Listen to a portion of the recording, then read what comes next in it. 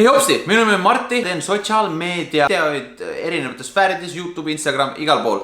Ja võib öelda, et mina olen Sony suur fänn. Minu kõige esimene kaamera seest oli hoopis aga Canon G7X. Esimene Sony kaamera, mis ma endale sain, oli siis see A6500 ja pärast seda on läinud minu kaamerad järjest suuremaks. Saaksin panna talle peale mikrofone ja vahetada lense, et siis võimalikult head pilti näidata oma vaatajatele. Nüüd aga on Sony saanud valmis ühe väga huvitava väikse kaameraga, mis siin viimase 2 nädala jooksul on mulle aga hakanud väga meeldima. Mis on just mõeldudki vlogeritele ja selle nimeks on CV1. Ja kui te olete tõesti keegi, kes on otsimas endale kaamerat sotsiaalmeedia sisu loomiseks, siis see on kaamera, millega minna. Sest esiteks, halleluja, see on kõikidest nendest valikutest kõige odavam. Ta on kompaktne ja tal on ka veel selline väike asi, mis paljudel teistel Sony kaameratel on puudu. Tegelikult see kaamera on juba mõeldud video tegemiseks. Kui me siin juba vaatame siia peale, siis te näete, et siin on olemas kohe suurelt record nupp. Kui me võtame kõrval näiteks siin mõne teise kaamera, näiteks Sony A6500, siis te näete, et see nupp on siia kuhugile külje peale ära peidetud, see on niisugune väikene, millele ei saagi pihta. On võimalik see lisada väliseid mikrofone, siia peale tuleb kaasa niisugune väikene teedkitten, kui te ei taha seda teha,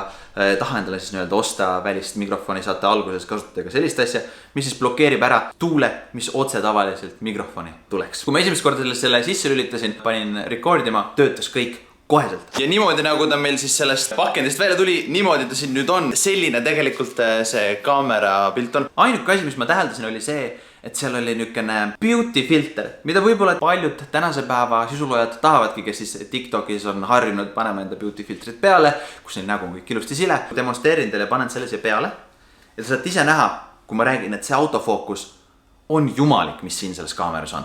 Nii et oleme kohe tagasi.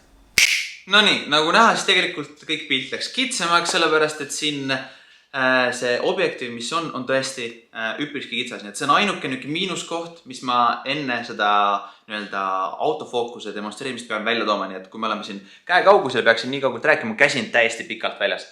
Ehk siis siia tuleks alla vaadata ka väikene selfie stick. Aga selleks on ka olemas Sonyl oma lahendus, neil on niisugune grip, mille peal on siis olemas erinevad nupud, kus sa saad panna siit recordima, juba zoomima. Seda kõike siis Bluetoothi kaudu on see ühendatav, nii et ei ole vaja mingisuguseid juhtmeid.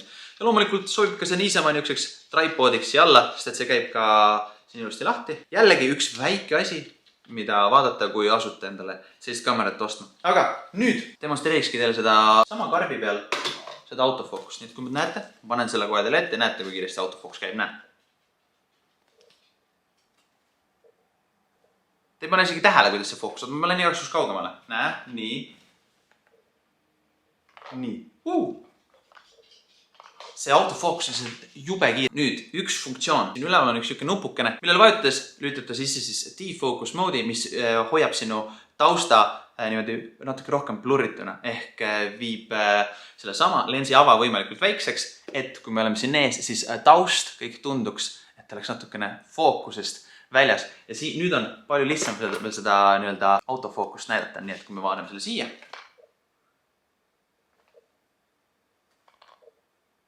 Ma võikski seda siin tegema jääda.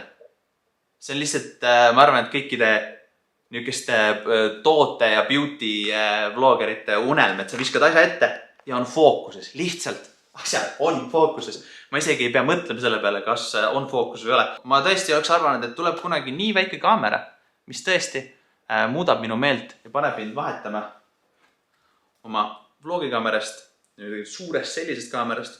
Mõtleme, et sellega on päris okei teha. Vahetame selle heli natukene taaskord paremaks ja paneme sellele samale kaamerale peale ka siis välise mikrofoni, et saaksite kuulda, kui heaks on võimalik seda heli välise mikrofoniga veel teha.